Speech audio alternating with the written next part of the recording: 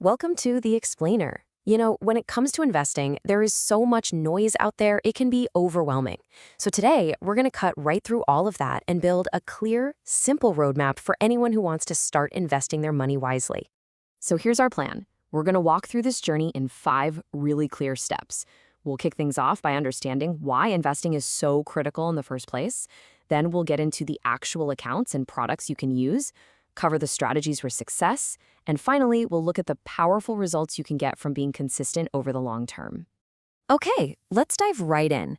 And we're going to start by tackling a really common, but honestly a really costly misconception about money and what it actually means to be safe.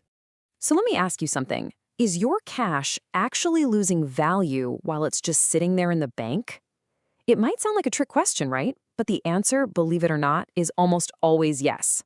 There's this quiet, invisible force that's constantly working against your cash savings, and it makes them less and less powerful over time. This all comes down to a little thing called inflation. Now, the U.S. Securities and Exchange Commission has this great way of explaining it. Picture this. $1 today buys you a whole loaf of bread. But fast forward a few years, that same dollar, even with the tiny bit of interest it earned in a savings account, might only get you half a loaf of bread. That is inflation, eating away at your money's power. So this really gets to the heart of it. Saving is super important, don't get me wrong. It's for your emergency fund, for short-term goals. It's all about safety. But investing, that's the main tool you have to actually grow your wealth over the long haul, giving your money the chance to beat inflation and actually increase its buying power. All right, so once you're on board with investing, the first big decision you have to make isn't about picking stocks. Nope, it's about where you're going to put the money you plan to invest. And trust me, the type of account you pick really, really matters. And this chart is super helpful because it breaks down the 3 main types of accounts based on how they handle taxes. First, you've got your standard brokerage account. Super flexible, but you pay taxes on your gains along the way. Then there's the traditional 401k, maybe through your job, or a traditional IRA.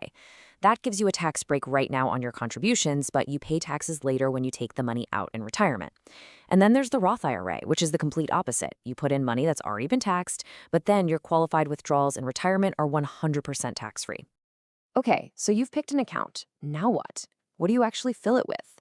I mean, there are thousands of options, which can feel really overwhelming. So let's just demystify the 2 most popular choices for people who are just starting out. First up, the mutual fund. The easiest way to think about this is like a pre-made basket of investments.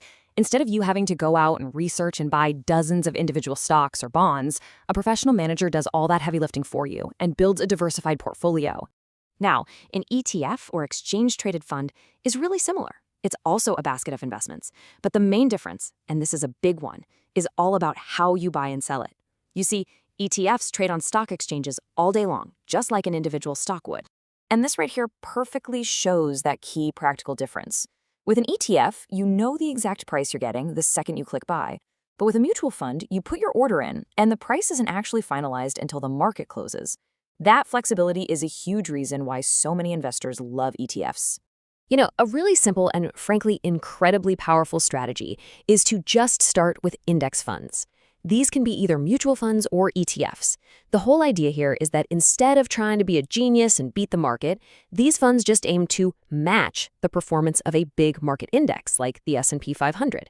And because they're not actively managed, the fees are usually way, way lower. Okay, so we've got the where and what covered. Now let's talk about the how. These are the core principles that really guide smart, successful investors for the long run. I'm sure you've heard this a million times. Don't put all your eggs in one basket. It sounds cliche, I know, but there's a reason it's stuck around. It perfectly captures the single most important strategy for managing your risk when you invest. And that strategy is called diversification. It just means spreading your investments around across different types of assets like stocks and bonds, and even within those categories. The idea is that when one part of your portfolio zigs, another part might zag. It helps smooth out the ride. This one's all about you and your goals. Your timeline is one of the biggest things that should guide how much risk you take. I mean, if you need the money for a down payment in just a few years, you're gonna play it safer, right? But if you're investing for retirement that's 30 years away, you've got a lot more time to ride out any bumps in the market. Okay, now this is a point that can make a huge difference, and it's something so many beginners overlook. fees. This chart just makes it painfully clear. A seemingly tiny difference in annual fees can literally cost you thousands, even tens of thousands of dollars over your lifetime. Seriously, always check the fees.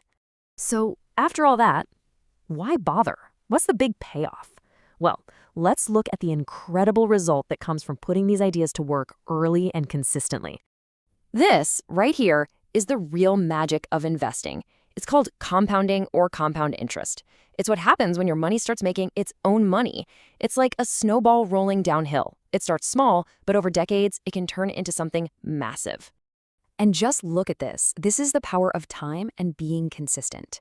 If you invest just $100 a month, in 10 years, that could grow to around $17,000. Pretty good. But what if you give it 30 years? That same $100 a month grows to over $120,000. That is the power of compounding right there. And it's really important to know that what we've talked about today, this isn't just some random person's opinion. These are the foundational concepts that are promoted by federal regulators like the SEC and FINRA, the very organizations whose job it is to protect investors like you and me. So we'll leave you with this piece of advice, and it comes straight from the SEC. The most important thing is to get started. The goal isn't to know everything on day one. It's just to begin the journey, to learn as you go, and to never, ever be afraid to ask questions. So after hearing all this, what's your first step going to be?